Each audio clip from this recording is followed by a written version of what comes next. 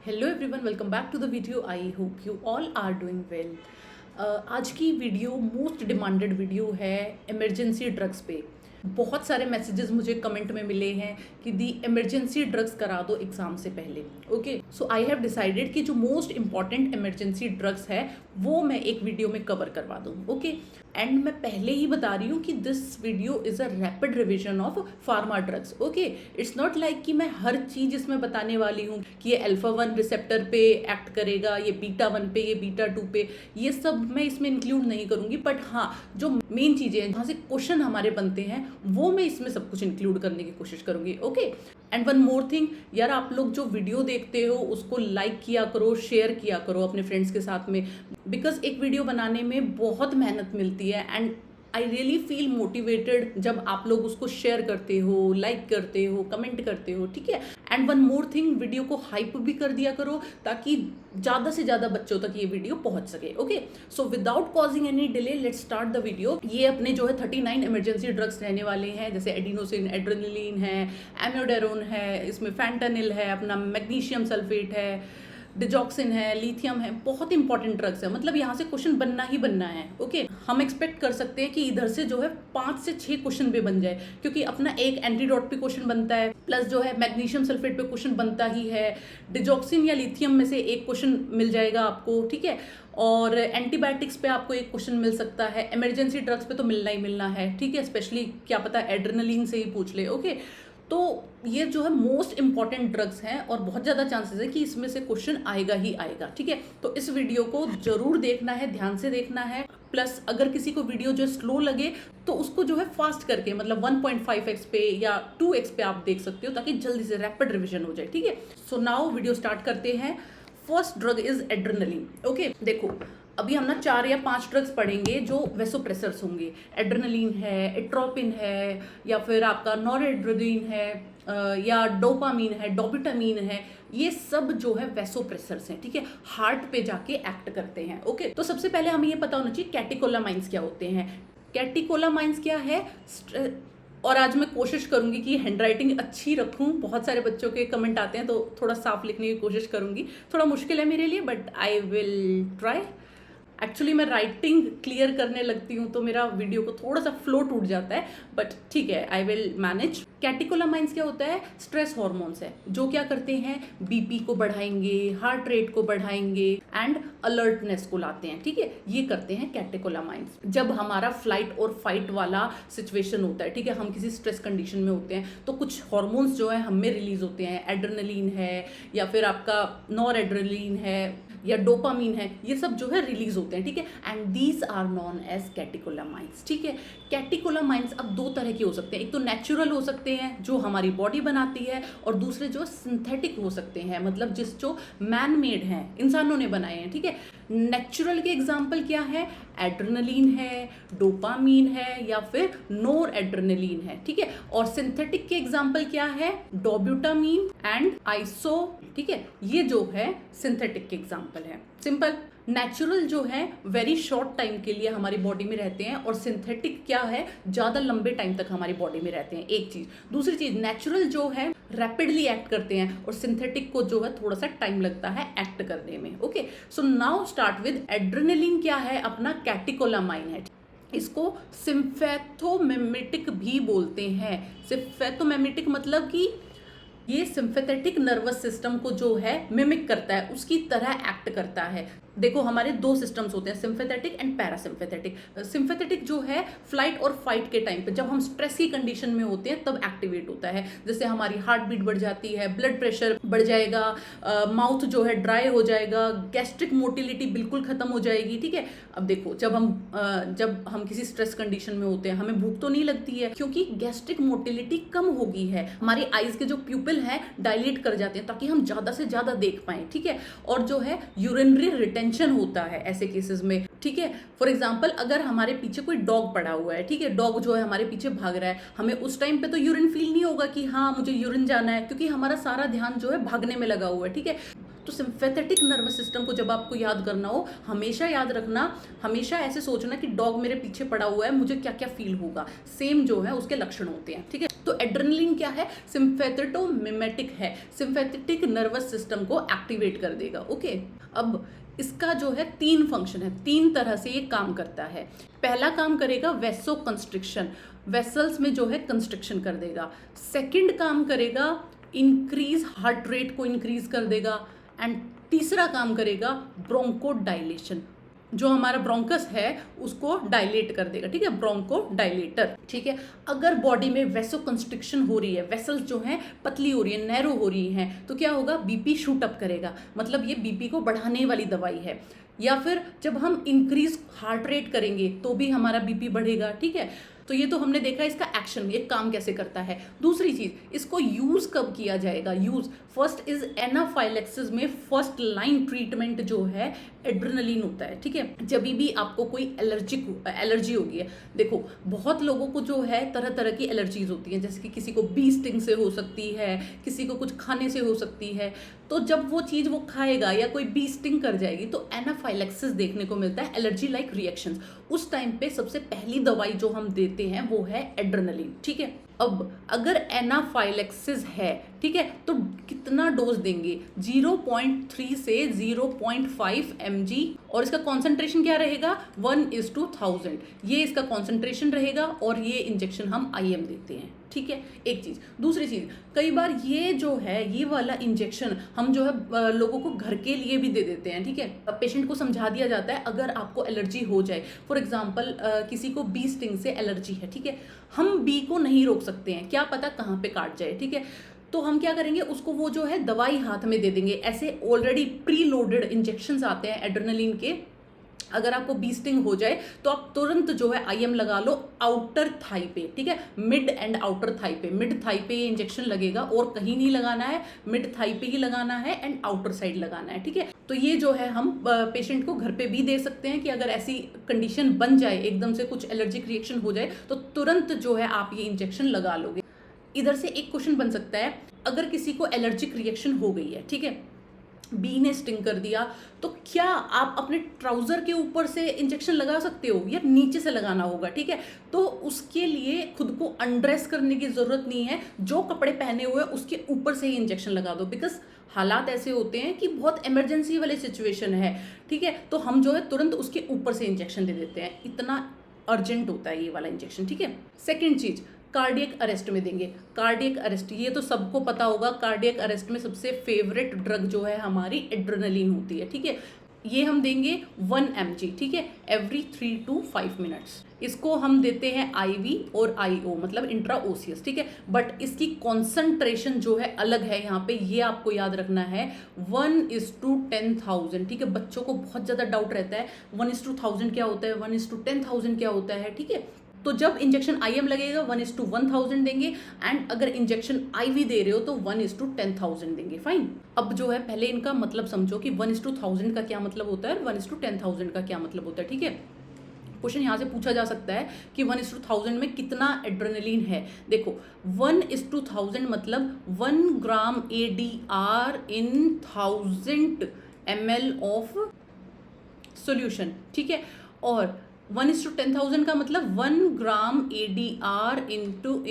10,000 ml of solution. Fine, तो इसका मतलब हो गया कि 1 mg is equal to 1 ml। Fine, but इसका क्या मतलब है, 0.1 mg is equal to 1 ml। ठीक है, थोड़ा सा क्लियर लिख देती हूँ, फिर बोलोगे कि साफ नहीं लिखा है। 0.1 mg is equal to 1 ml। Fine, तो समझ आया, इसमें जो है 1 mg 1 ml में है और इसमें 0.1 mg 1 ml में है। ठीक है, तो ज़्यादा स्ट्रेंथ वाला, ज़्यादा कॉन्सेंट्रेटेड क्या हुआ, 1:1000, इसीलिए ये IM दिया जाता है। IM में जो है हम डोज ज़्यादा रखेंगे और IV में कम रखेंगे, एक चीज़। दूसरी चीज़, डोज ज़्यादा रखने का मतलब है 1000 एंड डोज कम रखने का मतलब है 10,000, उल्टा है, ये ध्यान रखना है। ठीक है, तो कम टू थर्ड थिंग, कब यूज होगा ये, सीवियर एस्थमा में। अभी बताया था ब्रोंको डायलेटर है, ब्रोंकियोल्स को जो है ओपन कर देगा, डायलेट कर देगा। और एस्थमा में क्या हो जाता है कि ब्रोंकियल्स जो है हमारे कॉन्स्ट्रिक्ट कर जाते हैं, तो इससे अच्छी दवाई क्या होगी सीवियर एस्थमा में। ठीक है, तो एड्रेनलिन जो है उसमें दिया जा सकता है। प्लस एक और कंडीशन है क्रूप, CROUP, जो बच्चों में देखी जाती है। इसमें क्या करते हैं हम, एड्रेनलिन का नेबुलाइजेशन देते हैं। Fine. So this is about usage. और डोज हमने पढ़ी ली है, 0.3 से 0.5 एनाफाइलेक्सिस में एंड कार्डियक अरेस्ट में जो है 1 mg देंगे। साइड इफेक्ट्स में क्या है, कार्डियोवेस्कुलर में साइड इफेक्ट्स देखे जाएंगे, सीएनएस में देखे जाएंगे एंड मेटाबॉलिक, ठीक है। इसके अलावा भी बहुत सारे देखे जाते हैं बट ये इंपॉर्टेंट वाले हैं। कार्डियोवेस्कुलर में आपको क्या देखा जाएगा, टैकीकार्डिया, हार्ट रेट बढ़ा रहा है ये, तो क्या होगा अगर ज़्यादा आपने ड्रग दे दी है तो उसका क्या साइड इफेक्ट दिखेगा, टैकीकार्डिया इसमें देखने को मिलेगा, पाल्पिटेशंस इसमें देखने को मिलेंगी।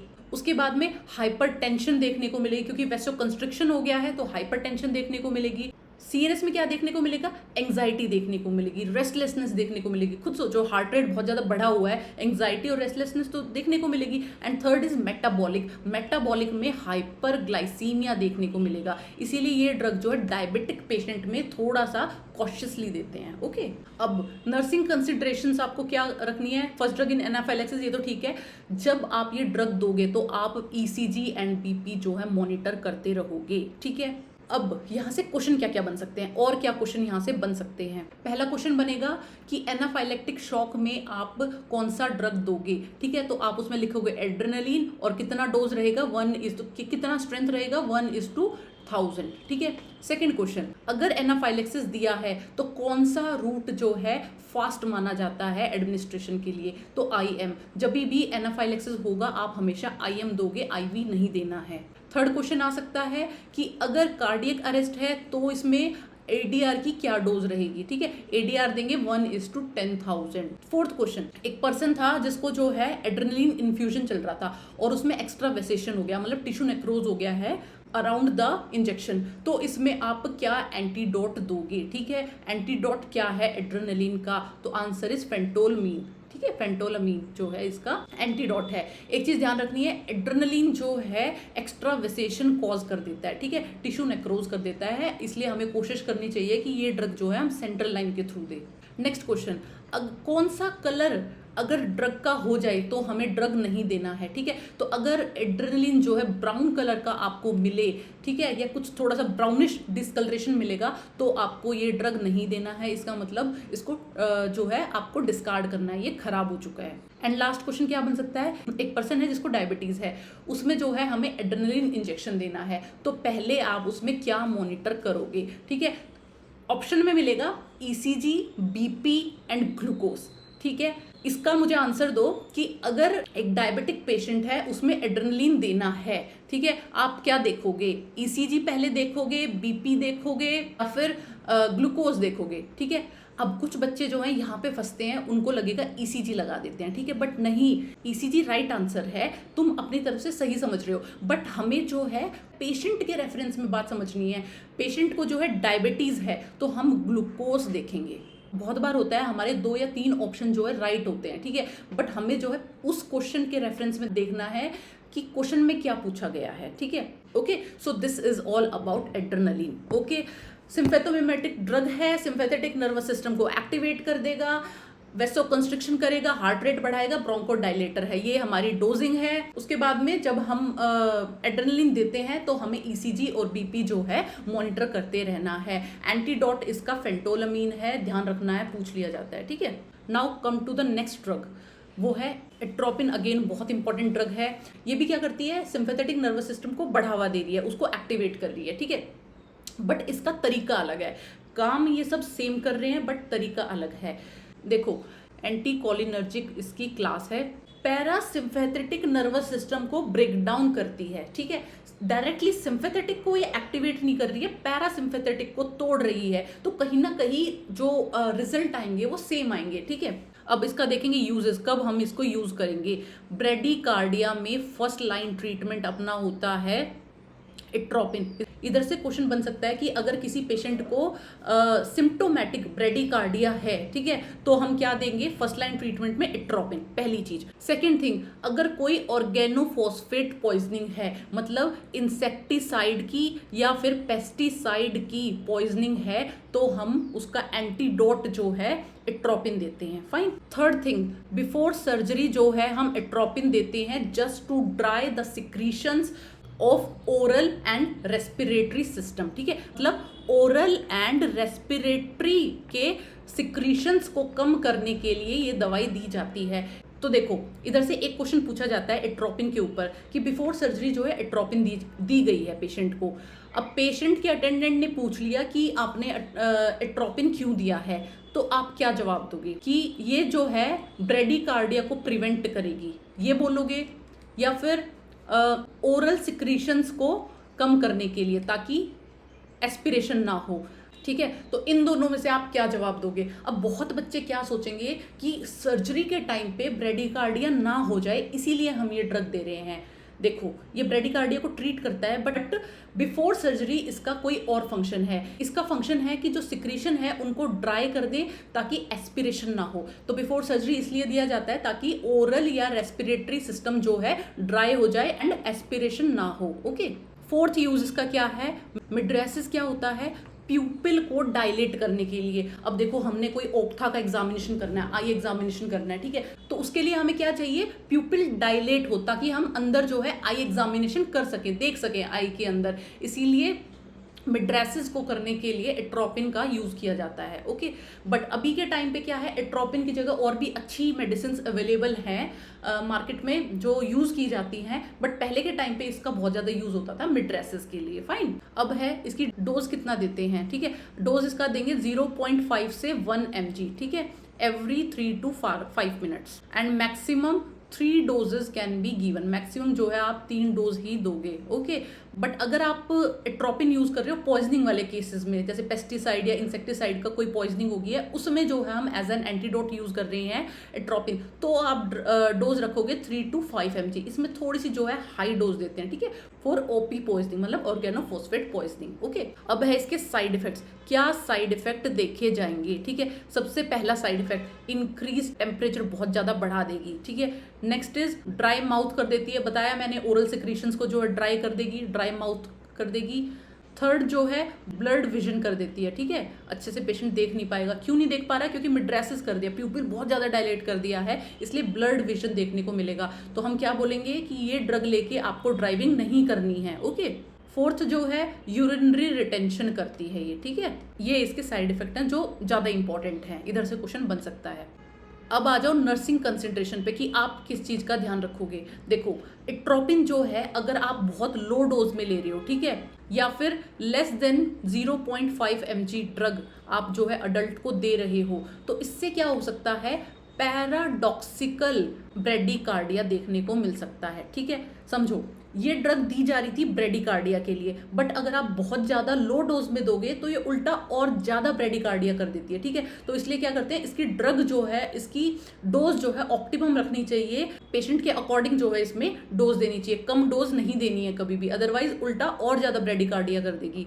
Second is Contra indication, narrow angle glaucoma में नहीं देंगे कभी भी। ठीक है, क्योंकि इससे जो है IOP और ज़्यादा बढ़ जाएगा, इंट्राओक्यूलर प्रेशर जो है और ज़्यादा बढ़ जाएगा, इसीलिए नैरो एंगल ग्लूकोमा में कभी भी एट्रोपिन नहीं देंगे। थर्ड, कभी भी ऑब्स्ट्रक्ट GI डिजीज में हम ये नहीं देंगे। ऑब्स्ट्रक्टिव डिजीज कौन सी होती हैं, जैसे कि पाइलोरिक स्टेनोसिस है। ठीक है, ये ड्रग क्या करता है, GI मोटिलिटी को कम कर देता है। तो अगर ऑब्स्ट्रक्टिव वाले में आपने दे दी, ऑलरेडी ऑब्स्ट्रक्शन था, आगे जो है चीजें बढ़ नहीं पा रही थी, कुछ भी फूड वगैरह था आगे नहीं जा पा रहा था, उल्टा आपने एट्रोपिन और दे दिया, GI मोटिलिटी बिल्कुल खत्म हो गई है। ठीक है, तो इसीलिए ऑब्स्ट्रक्टिव GI डिजीज में ये नहीं देंगे। तो अब इधर से क्या क्या क्वेश्चन बन सकते हैं।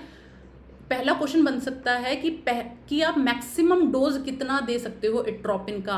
अगर किसी पेशेंट को ब्रेडिकार्डिया है, आप मैक्सिमम कितना डोज दोगे। मैक्सिमम आप 3 mg दे सकते हो अडल्ट में। ठीक है, मैंने बताया था 1 mg, 0.5 से 1 mg तक देना है। ठीक है, आप समझ लो आपने 1 mg दे दिया, एंड मैक्सिमम डोज जो है 3 बार दे सकते हैं, तो 3 mg जो है आपका मैक्सिमम डोज रहेगा एट्रोपिन का।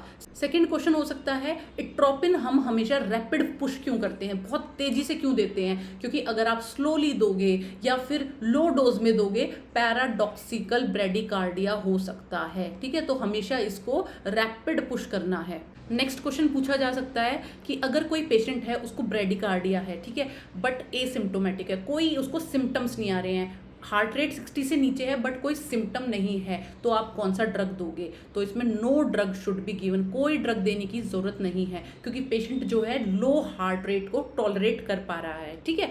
बट अगर क्वेश्चन में पूछ ले कि सिम्टोमेटिक ब्रेडिकार्डिया है, 60 से नीचे जो है हार्ट रेट है एंड सिम्टम्स भी शो हो रहा है, डिजी है पेशेंट, हाइपोटेंशन है या ऑल्टर्ड कॉन्शियसनेस है, उस केसेस में जो है हम एट्रोपिन देंगे, ठीक है।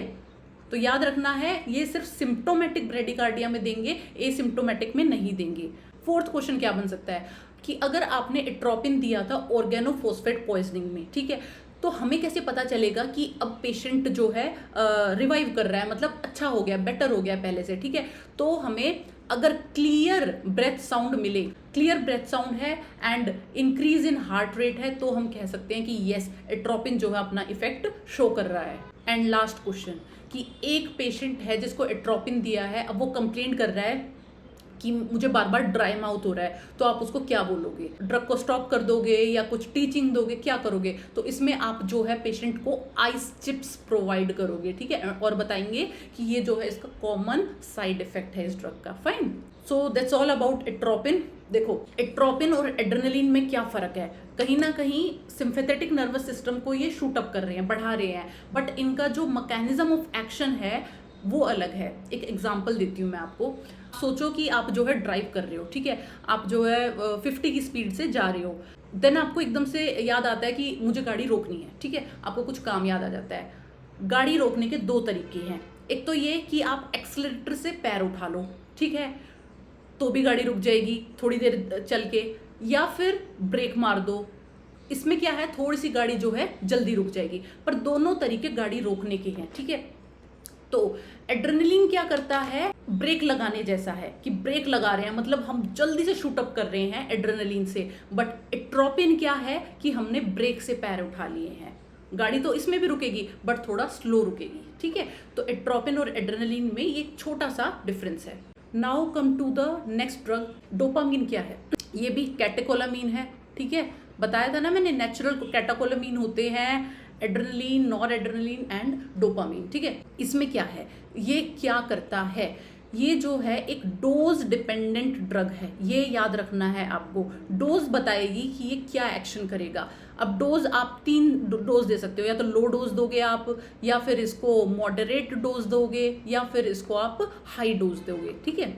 तो अगर आपने दिया लो डोज में, ठीक है, मतलब 1 to 5 माइक्रोग्राम पर केजी पर मिनट, तो ये जो है रीनल पे एक्ट करेगी, रीनल सिस्टम पे एक्ट करेगी। रीनल में क्या करेगी, ये वेजो डायलेशन कर देगी, किडनी में जाके वेजो डायलेशन कर देगी। इसकी वजह से किडनी में जो बहुत सारा ब्लड आएगा और बहुत सारा ब्लड जो फिल्टर आउट होगा और यूरिन ज़्यादा बनेगा, ठीक है। तो ये क्या करेगी, इंक्रीज यूरिन आउटपुट, ये कर देगी, ठीक है। Next is moderate. अगर हम मॉडरेट डोज में देंगे, मतलब कि 5 से 10 माइक्रोग्राम पर केजी पर मिनट, ठीक है, इसमें ये क्या करेगा, तो ये एक्ट करेगा हार्ट की मसल्स पे, ठीक है। हार्ट की जो कॉन्ट्रैक्टिलिटी है, कॉन्ट्रैक्शन करने की पावर है, उसको जो है बढ़ा देगा और हार्ट रेट को बढ़ा देगा, ठीक है। तो क्या करेगा, हार्ट रेट को बढ़ा देगा, प्लस अगर कॉन्ट्रैक्टिलिटी की पावर बढ़ गई है तो इंक्रीज कार्डियक आउटपुट देखा जाएगा इसमें, ठीक है। एंड अगर आपने डोज दी है high dose, more than 10 microgram पर केजी पर मिनट, तो ये क्या करेगी,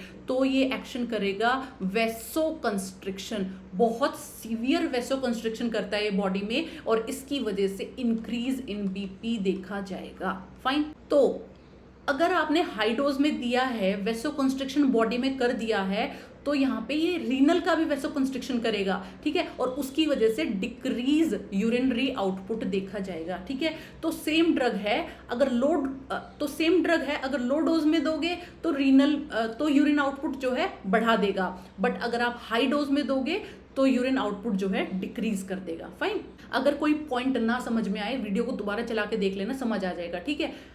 आई जस्ट वॉन्ट कि ये वीडियो थोड़ा सा मैं छोटा रखूं ताकि सब बच्चे ज़्यादा से ज़्यादा देख सकें, ओके।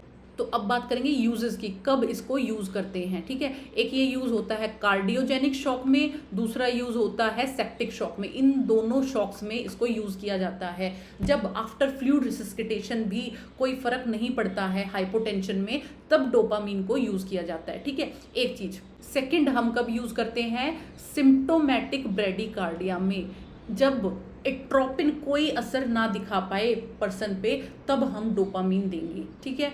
तो दिस इज अबाउट यूजेस कि कब इसको यूज करना है। Now come to the side effect, क्या साइड इफेक्ट देखे जाएंगे। फर्स्ट साइड इफेक्ट क्या करता है, टैकीअरिथमिया क्यों करता है। देखो हर चीज का सोचा करो कि क्यों कर रहा है।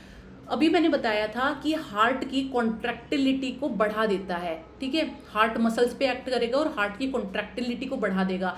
तो इतना ज़्यादा बढ़ा देगा कि हार्ट जो है बहुत जल्दी जल्दी पंप करेगा, और इतनी जल्दी पंप करेगा कि कई बार हार्ट बीट भी स्किप हो जाती है, ठीक है। तो टैकीअरिथमिया देखा जाता है। साइड इफेक्ट है एंजाइना। ये एंजाइना कॉज कर सकता है क्योंकि आपका हार्ट जो है बहुत जल्दी जल्दी बीट कर रहा है, कॉन्ट्रैक्ट कर रहा है, तो इसके लिए ऑक्सीजन की डिमांड बढ़ जाएगी, ठीक है। और इतनी ऑक्सीजन एकदम से मिल नहीं पाएगी, तो क्या होगा, एंजाइना जैसे सिम्टम्स देखने को मिल सकते हैं।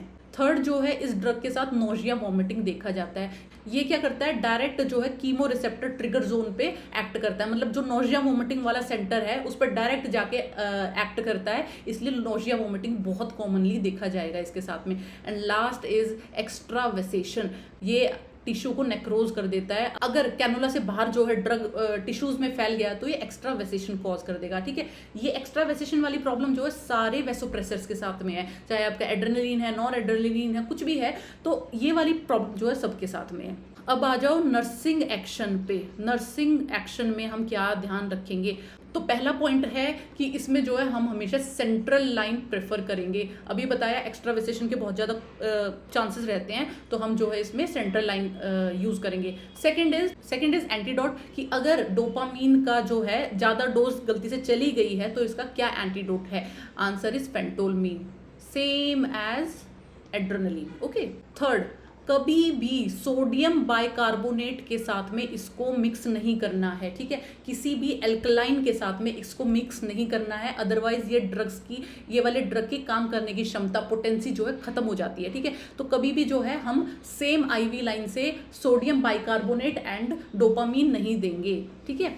Fourth is tapering. इस ड्रग को हमेशा टेपर किया जाता है, एकदम से स्टॉप नहीं किया जाता कि हाँ अब हमारा एक्शन अचीव हो गया, अब हम इस ड्रग को बंद कर देंगे। इसको टेपर किया जाएगा, धीरे धीरे इसको कम किया जाएगा। And fifth is it is calculated on the basis of weight, ठीक है। ये वेट के अकॉर्डिंग जो है कैलकुलेट होती है, जैसे यहाँ पे लिखा है ना 1 to 5 माइक्रोग्राम पर kg, ठीक है। तो ये वेट के अकॉर्डिंग जो है ये ड्रग डिसाइड होती है, फाइन। अब यहाँ पे देखते हैं कि और क्या क्वेश्चन पूछे जा सकते हैं इस टॉपिक से। फर्स्ट क्वेश्चन पूछा जा सकता है, एक पेशेंट को डोपामीन का इन्फ्यूजन चल रहा था और जब नर्स ने जो है साइट चेक की तो वो कोल्ड है एंड स्वोलन है, ठीक है। तो आप क्या करोगे, तो immediately you will stop the drug. क्यों स्टॉप कर देंगे, क्योंकि एक्स्ट्रा वेसेशन हो गया है। सेकंड क्वेश्चन यहाँ पे पूछा जा सकता है कि कौन से ड्रग को हम कभी भी एट्रोपिन के साथ नहीं देंगे, तो दैट इज सोडियम बाइकार्बोनेट। इसको जो है कभी भी सेम आईवी लाइन में नहीं चलाएंगे, अदरवाइज डोपामीन इनएक्टिवेट हो जाएगा। थर्ड क्वेश्चन पूछा जा सकता है,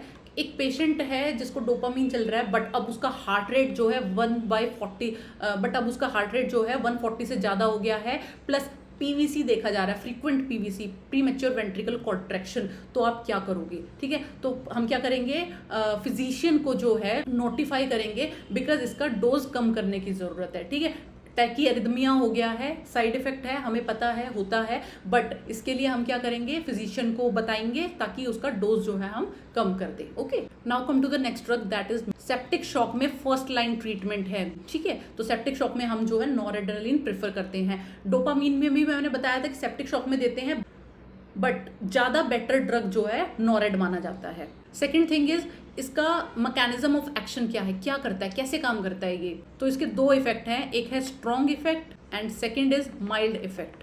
स्ट्रॉन्ग इफेक्ट में क्या करेगा, ये मैसिव वेसो कंस्ट्रिक्शन करता है, बहुत तगड़े लेवल का, स्ट्रॉन्ग लेवल का जो है वेसो कंस्ट्रिक्शन करेगा, जिसकी वजह से बीपी जो है शूट अप कर जाएगा, ठीक है, बीपी जो है बढ़ जाएगा। सेकेंड थिंग क्या करता है, ये इंक्रीज हार्ट रेट करता है and increase cardiac contractility, cardiac की कॉन्ट्रैक्टिलिटी पावर को बढ़ाता है, ठीक है। बट ये इसका माइल्ड एक्शन है। डोपामीन इस काम को ज़्यादा बेटर करता है, वो बढ़िया से जो है कार्डियक को कॉन्ट्रैक्टिलिटी करवाता है, तो हम उसको ज़्यादा प्रेफर करेंगे अगर सीवियर केस है तो अपना, ठीक है। बट इसका मेन फंक्शन क्या है, स्ट्रॉन्ग एक्शन इसका क्या है, वेसो कंस्ट्रिक्शन। तो अगर आपके पेशेंट का बीपी बहुत ज़्यादा कम है तो देयर आर हाई चांसेस कि उसको नॉरेड पे डाला जाएगा पेशेंट को, ओके।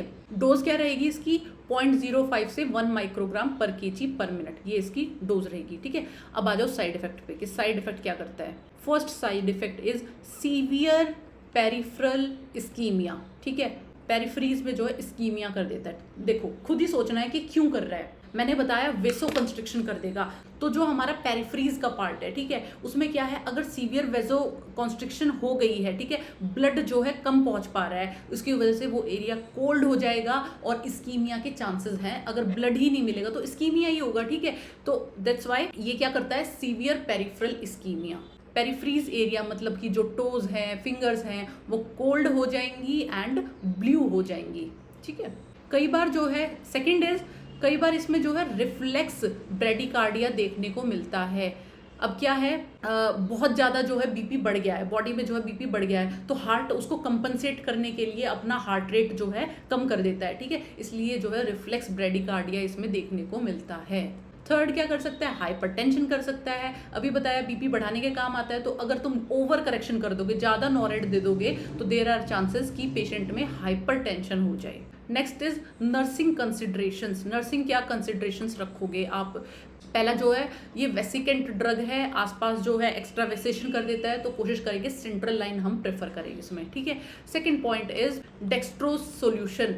इसका मतलब क्या है, इसको हम कोशिश करेंगे कि डेक्सट्रोज सोल्यूशन में दे, 5% डेक्सट्रोज में दे। ठीक है, क्योंकि एनएस में जो है इसका ऑक्सीडेशन हो जाता है। ठीक है, प्रैक्टिस में एनएस है, हॉस्पिटल्स में आज भी एनएस में दिया जाता है नॉरेड, बट कोशिश करो dextrose, if dextrose is available तो आप डेक्सट्रोज में दोगे। ठीक है, otherwise NS is also fine, but dextrose को प्रेफरेंस मिलती है। ठीक है, रीजन आपको पता होना चाहिए, to avoid oxidation of drug. ठीक है, थर्ड इज टाइट्रेशन। क्या होता है, ड्रग को जो हम कम या ज़्यादा करते हैं वाइटल्स को देख के, वो कैसे करेंगे। तो नॉर्मली क्या होता है कि हम जो है अगर बीपी बढ़ेगा तो हम नॉरेड जो है कम कर देंगे। ठीक है, यही हमें लगता है, बट इस केस में, नॉरेड के केस में हम क्या करेंगे, मैप को ध्यान देते हैं, मैप पे ज़्यादा फोकस करेंगे, सिस्टोलिक बीपी पे नहीं करेंगे, मैप पे करेंगे। अब हम कोशिश करेंगे मैप कितना रहे, मोर देन और इक्वल टू 65 mmHg।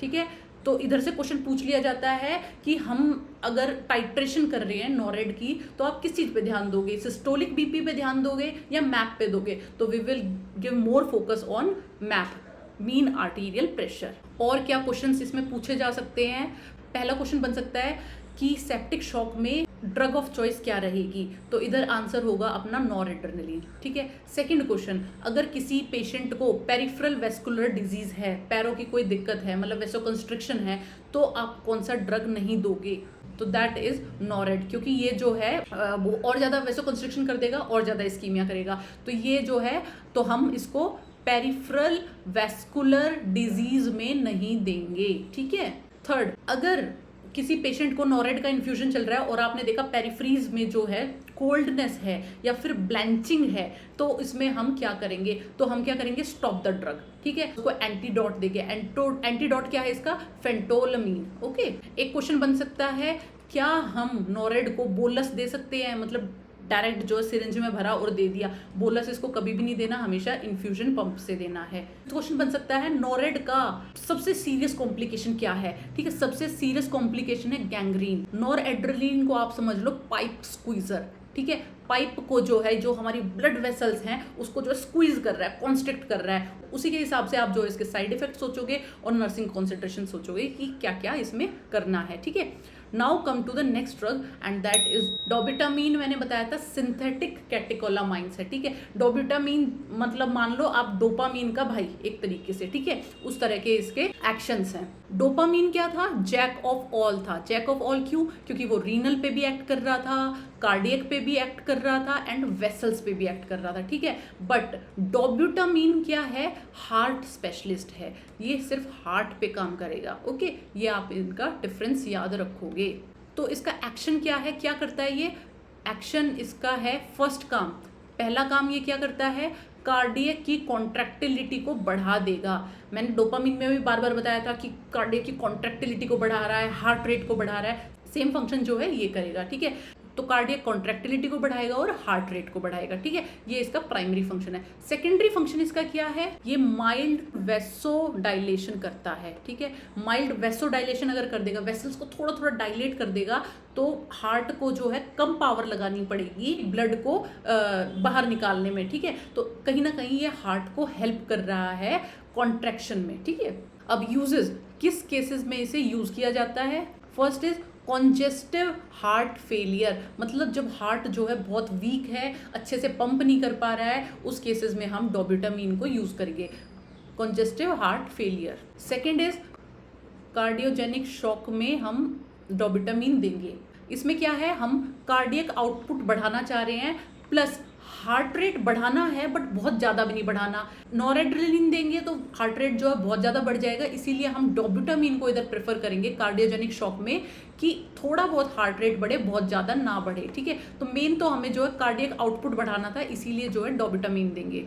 थर्ड कब यूज़ करते हैं, कार्डियक स्ट्रेस टेस्ट, मतलब जब हम इको करते हैं, ठीक है। इको से पहले हम जो है इनको ट्रेडमिल पे रन करवाते हैं, फिर जो है उसको इको किया जाता है, ठीक है। बट कुछ पेशेंट्स होते हैं जो ट्रेडमिल पे रन नहीं कर सकते हैं, तो उनको क्या करेंगे, पहले हम थोड़ा डोब्यूटामीन दे देंगे और फिर उनका कार्डियक स्ट्रेस टेस्ट किया जाएगा। फाइन। डोज इसका रहेगा 2 से 20 माइक्रोग्राम पर केजी पर मिनट, और इसको इन्फ्यूजन पंप से ही देंगे, ठीक है। साइड इफेक्ट क्या है इसके? साइड इफेक्ट इसका है एक टैकीकार्डिया, बट टैकीकार्डिया का बहुत ज़्यादा खतरा नहीं है इसमें। अगर हमने बहुत ज़्यादा डोब्यूटामीन दे दिया है तो टैकीकार्डिया करेगा, बट टैकीकार्डिया इतना ज़्यादा बड़ा इशू नहीं है जितना नॉरएड्रेनालिन के साथ था, ठीक है। बट स्टिल टैकीकार्डिया देखा जाएगा। सेकंड, एरिथमिया कॉज करता है, ठीक है। एरिथमिया मतलब पीवीसीज में देखने को मिलेगा, प्री मैच्योर वेंट्रिकुलर कॉन्ट्रैक्शन, क्योंकि बताया कार्डियक कॉन्ट्रैक्टिलिटी बढ़ा रहा है, जल्दी जल्दी हार्ट बीट करेगा, तो एरिथमिया होने के चांसेस हैं। थर्ड क्या कर सकता है, ये हाइपोटेंशन कर सकता है। क्यों? अभी बताया माइल्ड वेसोडाइलेशन करेगा, ठीक है, वेसल्स को जो है डायलेट कर देगा, इसकी वजह से ऑब्वियसली हाइपोटेंशन देखने को मिल सकता है। तो नर्सिंग कंसिडरेशंस हम इसमें क्या रखेंगे, ये जो है बीपी के लिए नहीं है ये दवाई। अगर बीपी का कभी प्रॉब्लम मिले, किसी का बीपी 70/40 है, जो है नॉरएड्रेनालिन देंगे पेशेंट को, डोपामीन देंगे, बट डोब्यूटामीन नहीं देंगे, ठीक है। तो बीपी वाले पेशेंट में डोब्यूटामीन कभी भी फर्स्ट चॉइस नहीं होती है, ओके। सेकंड, अगेन इनकम्पैटिबिलिटी है इसकी सोडियम बाइकार्बोनेट के साथ में, ठीक है। सोडियम बाइकार्बोनेट के साथ नहीं देंगे, ये तो सेम है। डोपामीन भी नहीं देते थे हम सोडियम बाइकार्बोनेट के साथ में, और डोब्यूटामीन भी नहीं देते, ये दोनों सेम है, ठीक है। तीसरा पूछा जा सकता है कलर चेंज। कई बार जो है इसका कलर जो है स्लाइटली पिंकिश हो जाता है, तो ऐसे में आप ये ड्रग दोगे या नहीं दोगे, तो दैट इज़ नॉर्मल। इसके लिए पिंकिश कलर होना ऑक्सीडेशन की वजह से नॉर्मल है, तो अगर आपका ड्रग थोड़ा सा पिंकिश है तो आप दे सकते हो, इसमें कोई प्रॉब्लम नहीं है, ओके। नाउ कम टू और क्या क्वेश्चंस बन सकते हैं यहाँ पे। फर्स्ट क्वेश्चन बन सकता है कि कौन सा इलेक्ट्रोलाइट जो है हम मॉनिटर करेंगे बिफोर गिविंग डोब्यूटामीन, ठीक है। तो हम इसमें पोटेशियम जो है मॉनिटर करेंगे, क्योंकि डोब्यूटामीन जो है हाइपोकैलीमिया कर देता है, ठीक है। तो इसमें हम जो है पोटेशियम मॉनिटर करते रहेंगे। और बाकी क्वेश्चन सेम बन सकते हैं कि कौन से ड्रग के साथ हमें नहीं देना, तो सोडियम बाइकार्बोनेट के साथ नहीं देंगे, इसका प्राइमरी एक्शन क्या होता है, कार्डियक कॉन्ट्रैक्टिलिटी, ये सब पूछा जा सकता है, ओके। तो ये ड्रग जो है हार्ट के लिए विटामिन है, ठीक है, हार्ट विटामिन आप बोल सकते हैं कि ये हार्ट की कॉन्ट्रैक्टिलिटी को बढ़ाती है, ओके। ये और कुछ फिक्स नहीं कर रहा, कोई ब्लड वेसल्स को ज़्यादा फिक्स नहीं कर रहा है, बीपी को शूट अप नहीं कर रहा है, ज़्यादा इसका ये सब एक्शन नहीं है। इसका बस एक मेन एक्शन यही है, हार्ट फेलियर में यूज होता है, क्योंकि कार्डियक कॉन्ट्रैक्टिलिटी को बहुत ज़्यादा बढ़ा देगा। नेक्स्ट इज एम्यूडेरोन, क्या है, एंटी एरिथमिक ड्रग है, बहुत इंपॉर्टेंट है, सीपीआर के टाइम पे भी इसे दिया जाता है, ठीक है। तो जब हमारी रिदम्स जो हैं हार्ट की खराब हो जाएंगी, ठीक है, एरिथमिया होगा, तब हम एम्यूडेरोन दे सकते हैं। कौन सी कंडीशन हो सकती है, एएफ हो सकता है, एट्रियल फिब्रिलेशन है, पल्सलेस वीटी है, या फिर स्टेबल वेंट्रिकुलर कार्डिया है, उसमें भी दे सकते हैं, वीएफ में दे सकते हैं। तो जब भी हमारी हार्ट की रिदम खराब होगी हम एम्यूडेरोन दे सकते हैं। डोज क्या रहेगा इसका, 300 mg IV बोलस। सीपीआर के टाइम पे जब हम इसकी फर्स्ट डोज देते हैं, पहली डोज देंगे 300 की, सेकंड डोज अगर देने की जरूरत है तो हम देंगे 150 mg, okay. So now come to side effect, की इसके साइड इफेक्ट क्या है, ठीक है। साइड इफेक्ट जो है फर्स्ट है पल्मोनरी पे, फर्स्ट मतलब चेस्ट पे इसका क्या साइड इफेक्ट देखा जाएगा। फाइब्रोसिस कर देता है ये लंग्स में। Okay, second is thyroid dysfunction कर देगा। ये क्या है, हाइपोथायरॉयडिज्म भी कर सकता है एंड हाइपरथायरॉयडिज्म भी कर सकता है। इसके अंदर आयोडीन होता है, एमियोडेरोन के अंदर आयोडीन होता है, इसीलिए थायराइड डिसफंक्शन कर देगा। थर्ड इज हिपैटोटॉक्सिसिटी, लिवर डैमेज करेगा। Okay, fourth is photo sensitivity कर देगा। जब पेशेंट जो है जिसने एमियोडेरोन ले रखा है वो सन में जाएगा तो एक ग्रेइश कलर का कलर चेंज देखने को मिलेगा स्किन में। फिफ्थ इज ब्लर विजन क्यों करता है, इसमें जो है माइक्रो पार्टिकल्स होते हैं, मतलब क्रिस्टल्स होते हैं, वो जाके आपकी कॉर्निया पे डिपॉजिट हो जाएंगे। ठीक है, तो कॉर्नियल माइक्रो डिपॉजिट की वजह से ब्लड विजन देखा जाएगा। Okay, fifth is bradycardia and hypotension. अगर ये ड्रग आईवी देंगे तो कई बार जो है ब्रेडिकार्डिया एंड हाइपोटेंशन देखने को मिल सकती है। तो कुल मिला के ये बोल सकते हैं ये एक ऐसा ड्रग है जो हर सिस्टम को अफेक्ट कर रहा है। आपके लंग्स को अफेक्ट कर रहा है, थायराइड को, लिवर को, आइज को, हार्ट को। ठीक है, तो हर सिस्टम को ये जो है अफेक्ट कर रहा है। अब इसमें नर्सिंग कंसिडरेशंस क्या ध्यान रखेंगे, क्या हमने ध्यान रखना है। बिफोर गिविंग दिस ड्रग हम जो है पेशेंट का चेस्ट एक्सरे करवाएंगे, कोई चेस्ट की प्रॉब्लम तो नहीं है, बिकॉज ये तो फाइब्रोसिस कॉज कर देता है। सेकंड, थायराइड फंक्शन टेस्ट करेंगे, TFT चेक करेंगे उसका, एंड LFT लिवर फंक्शन जो है उसका टेस्ट करेंगे। ठीक है, सेकंड इज हम जो है इसमें इन लाइन फिल्टर लगा देंगे। जो आईवी ट्यूबिंग है इसमें इन लाइन एक फिल्टर लग जाता है ताकि जो माइक्रो क्रिस्टल्स घुस रहे थे एंड ब्लर विजन कॉज कर रहे थे वो अंदर ना घुस पाए। ठीक है, इसमें क्या होता है, छोटे छोटे क्रिस्टल्स होते हैं, उसके लिए हम इन लाइन फिल्टर लगा देंगे। एंड थर्ड इज ये जो है वेन्स में फ्लेबाइटिस कॉज करता है, इरिटेंट है ये, तो इसलिए हम जो है इसको सेंट्रल लाइन से देंगे। ओके, तो अब क्वेश्चन क्या क्या बन सकता है यहाँ से कि अगर VF का पेशेंट है, ठीक है, कोड ब्लू अनाउंस कर दिया है, तो आप एमियोडेरोन का फर्स्ट डोज कितना दोगे, तो answer is 300 mg। Okay, and second dose जो है 150 mg का देंगे। Second, most life threatening problem amiodarone क्या करता है, तो ये करता है पल्मोनरी टॉक्सिसिटी। अभी बताया था फाइब्रोसिस कॉज करता है, ये सबसे ज़्यादा डेंजरस है। थर्ड इज अगर पेशेंट एमियोडेरोन ले रहा है, ठीक है, तो उसमें क्या होने के सबसे ज़्यादा चांसेस हैं, मतलब कौन से इलेक्ट्रोलाइट इम्बैलेंस देखने को मिलेगा, तो उसमें होता है हाइपोकैलीमिया एंड हाइपोमैग्नीशिया। फिफ्थ, एमियोडेरोन जो है ECG पे क्या असर डालता है, ये जो है QT इंटरवल जो है प्रोलॉन्ग कर देगा, QT इंटरवल प्रोलॉन्ग कर देगा।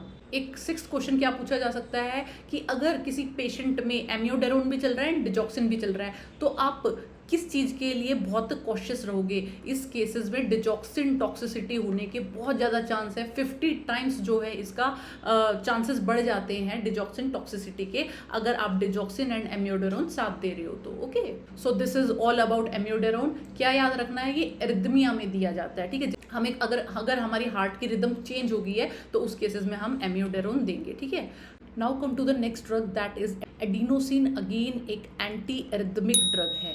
जब हमारे हार्ट की रिदम्स जो हैं ठीक नहीं होती हैं तो उसको करेक्ट करने के लिए एडिनोसिन दिया जाता है। ठीक है, एडिनोसिन वर्क कैसे करता है, ये जो है AV कंडक्शन को स्लो कर देता है। ठीक है, देखो इसका मतलब क्या है, जब पेशेंट में PSVT होगा, पर ऑक्सिस्मल सुप्रावेंट्रिकुलर टैकिकार्डिया, मतलब हार्ट जो है बहुत जल्दी बीट कर रहा है, कॉन्ट्रैक्ट कर रहा है। ठीक है, क्योंकि इम्पल्सेस बहुत जल्दी जनरेट हो रहे हैं, तो ये क्या करेगा, हार्ट को कुछ समय के लिए, कुछ सेकंड्स के लिए स्टॉप कर देगा ताकि दोबारा से एक न्यू इम्पल्स जनरेट हो सके ऐसे नोड से। ठीक है, तो इट मोमेंटरली कुछ सेकंड्स के लिए स्टॉप्स द हार्ट को स्टॉप कर देगा। और ये लाइन इतनी इंपॉर्टेंट है, यहाँ से क्वेश्चन बन सकता है। ठीक है, तो क्या होगा, अगर इसने हार्ट को स्टॉप किया, हार्ट की इलेक्ट्रिकल एक्टिविटी को स्टॉप किया, तो SA नोड जो है एक्शन में आ जाएगी। SA नोड टेक्स कंट्रोल, दोबारा से कंट्रोल ले लेगी और हार्ट की रिदम जो है सही हो जाएंगी। ओके, तो अगर पेशेंट में PSVT है तो उसमें ड्रग ऑफ चॉइस एडिनोसिन माना जाता है। ठीक है, ये क्या करेगा, इलेक्ट्रिकल एक्टिविटी को रोक के दोबारा से रीसेट कर देगा हार्ट की एक्टिविटीज को। ठीक है, इसीलिए इसको रीसेट बटन भी बोलते हैं। ठीक है, रीसेट बटन है, दोबारा से ये जो है स्टार्ट कर देगा। ओके, और जो ये रीसेट बटन जो मैं नाम बता रही हूँ, ये कोई ऑफिशियल वर्ड नहीं है, ये बस आपको याद करने के लिए मैं बोल रही हूँ, जिससे आपको ध्यान रह सके कि एडिनोसिन रीसेट है, मतलब वो हार्ट को जो है थोड़ी थोड़ी देर के लिए रोक देगा कुछ सेकंड्स के लिए और दोबारा से एक्शन स्टार्ट करेगा। Okay, next is dose 6 mg rapid IV। 6 mg dose है इसकी और रैपिडली देते हैं। ठीक है, ये एक ऐसा ड्रग है जिसकी शॉर्ट लाइफ है, एक्सट्रीमली शॉर्ट लाइफ है। ठीक है, बहुत जल्दी जो है ब्लड से डिसअपियर हो जाएगा एडिनोसिन। ठीक है, एक होता है 6-12 रूल, ये जो है इसमें फॉलो होगा। मतलब इसका मतलब फर्स्ट डोज जो है, फर्स्ट डोज देंगे हम 6 mg की। ठीक है, ये रैपिडली देंगे। सेकेंड डोज हम देंगे 12 mg की, ये भी रैपिडली देंगे। एंड थर्ड डोज भी हम जो है 12 mg देंगे एंड ये भी जो है रैपिडली होगी। तो तीनों डोज जो है हमने रैपिडली देनी है। फर्स्ट डोज 6 mg है। अगर SVT जो है कंटिन्यू रहता है 1 से 2 मिनट के बाद में तो हम सेकेंड डोज दे देंगे, और फिर भी रिजॉल्व नहीं हुआ तो इसको हम थर्ड डोज दे देंगे। ठीक है, अब नर्सिंग एक्शन क्या रहेंगे, हम किस चीज़ों का ध्यान रखेंगे इसमें।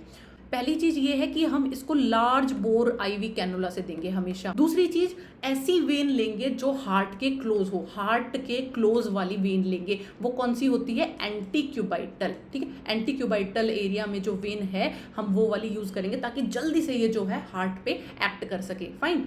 और एक चीज ध्यान रखनी है, जब भी हम कोई डोज देंगे उसके बाद में 20 ml से फ्लश करनी है वो। ठीक है, तो इधर से एक और क्वेश्चन बनता है, हम हमेशा जो है ये ड्रग देने के लिए स्टॉप कॉक यूज करते हैं। स्टॉप कॉक क्या होता है, 3 वे आपने देखा होगा, मतलब जिससे तीनों साइड से जो ड्रग दी जा सकती है। ठीक है, तो इसमें हम स्टॉप कॉक यूज करेंगे कि जल्दी से जल्दी जैसे ही हम ड्रग दें तभी उसको फ्लश कर दिया जाए दूसरी साइड से। फाइन।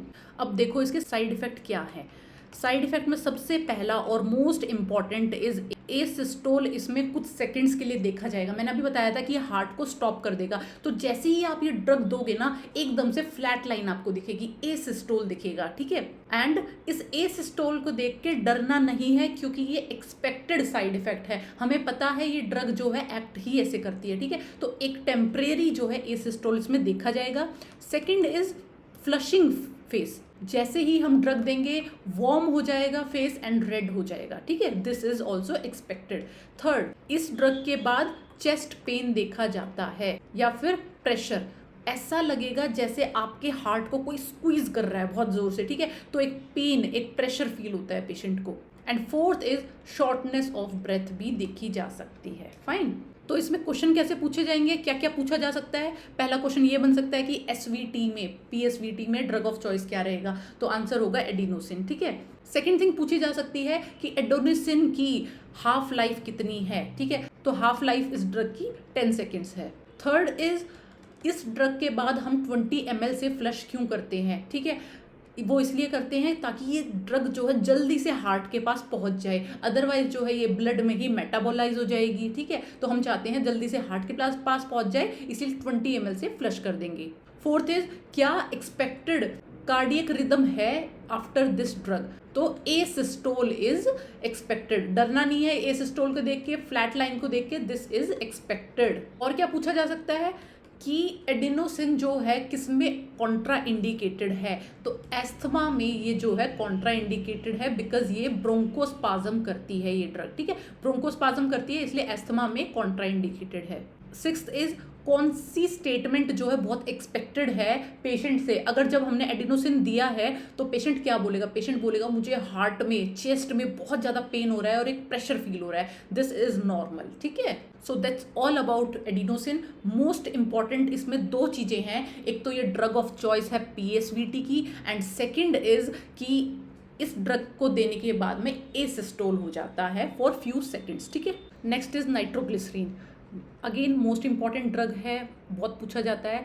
नाइट्रोग्लिसरीन जो है नाइट्रेट्स ग्रुप से बिलोंग करता है। ठीक है, ये क्या है, एक वेजोडाइलेटर है, बहुत ज़्यादा जो है वेसल्स को डायलेट कर देता है, यही इसका मेन फंक्शन है। ठीक है, देखो होता क्या है, जो नाइट्रेट्स है, नाइट्रोग्लिसरीन है, ये जो है बॉडी में जाके NO में चेंज हो जाता है, मतलब नाइट्रिक ऑक्साइड में। ठीक है, and nitric oxide is something जो पूरी बॉडी में ब्लड वेसल्स को डायलेट कर देती है। ठीक है, NO क्या करती है, nitric oxide dilates the smooth muscles in body. ठीक है, तो ये जो है डायलेट कर देगी। डायलेशन में भी ये जो है वेन्स को ज़्यादा डायलेट करती है आर्टरीज के कंपैरिजन में, ठीक है। वेजोडाइलेशन दोनों में देखने को मिलेगा, वेन्स में भी आर्टरीज में भी, बट वेन्स को जो है ज़्यादा डायलेट करती है, ओके। अब अगर वेन्स जो है डायलेट हो गई हैं, ठीक है, डायलेट हो गई हैं, तो ब्लड जो है वापस कम आएगा हार्ट के पास में, पेरिफ्रीज में जो है ब्लड गया, ठीक है। अब क्या हुआ, वेन्स डायलेट हो गई, आर्टरीज डायलेट हो गई, तो ब्लड जो है वहीं पे रह जाएगा, ठीक है, ज़्यादा ऊपर की तरफ आ नहीं पाएगा हार्ट की तरफ। तो इसीलिए जो है डिक्रीज इन प्रीलोड कम हो जाएगा, ठीक है।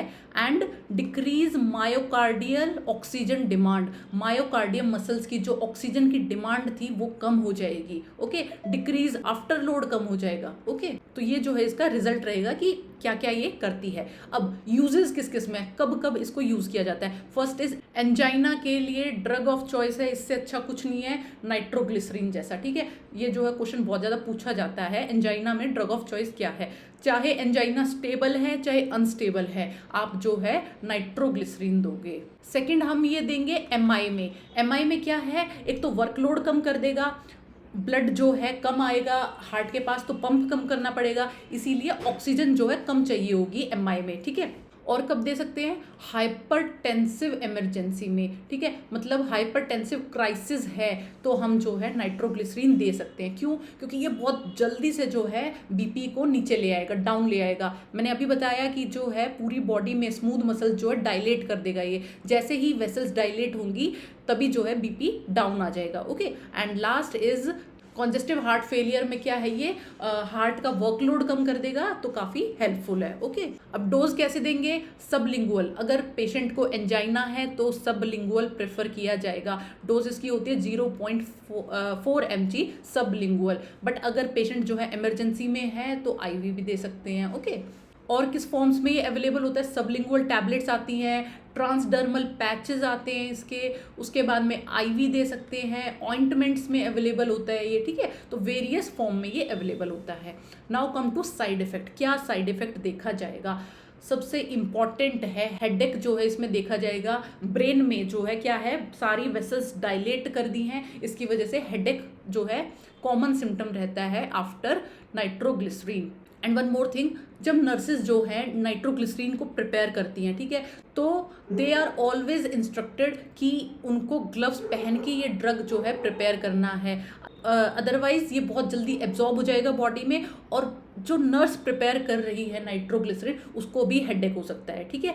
तो इसको हमेशा ग्लव पहन के प्रिपेयर करते हैं। सेकंड साइड इफेक्ट क्या देखा जाएगा, हाइपोटेंशन, बीपी जो है बहुत कम कर देती है ये। And third is reflex tachycardia, मतलब अब बीपी जो है बहुत कम हो गया तो हार्ट क्या करेगा, जल्दी जल्दी पंप करेगा ताकि जो हाइपोटेंशन हो गया है उसको कंपनसेट कर सके, ठीक है। इसी को हमेशा रिफ्लेक्स वर्ड इसीलिए यूज होता है कि किसी चीज़ के बदले में कंपनसेट करने के लिए अगर कुछ किया जाए तो रिफ्लेक्स वर्ड यूज होगा, ठीक है। तो रिफ्लेक्स टैकिकार्डिया देखा जाएगा हाइपोटेंशन को ठीक करने के लिए, ओके।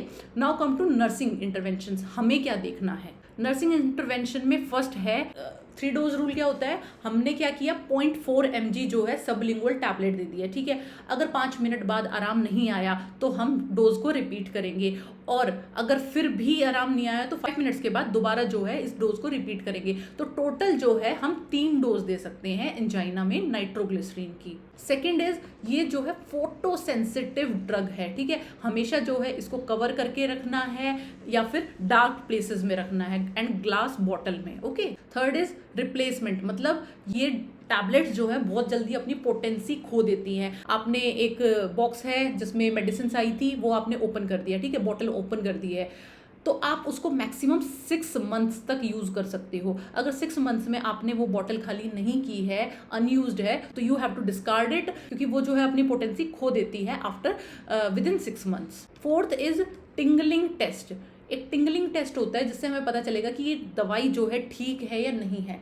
जब हम सबलिंगुअल इसको रखते हैं तो क्या होता है, एक बर्निंग या टिंगलिंग सेंसेशन होती है under the tongue and that is completely normal. ठीक है, तो अगर पेशेंट बोल रहा है टैबलेट लेने के बाद में कि ये बर्निंग है, जल रही है मुझे, तो इट इज नॉर्मल, मतलब ड्रग जो है अच्छी है, काम कर रही है। ठीक है, फिफ्थ मैंने आपको बता ही दिया, जो भी नर्स जो है इसको प्रिपेयर करेगी उसको ग्लव्स पहनने हैं, तो ग्लव्स हमेशा पहनने हैं ये ड्रग प्रिपेयर करने के टाइम पे।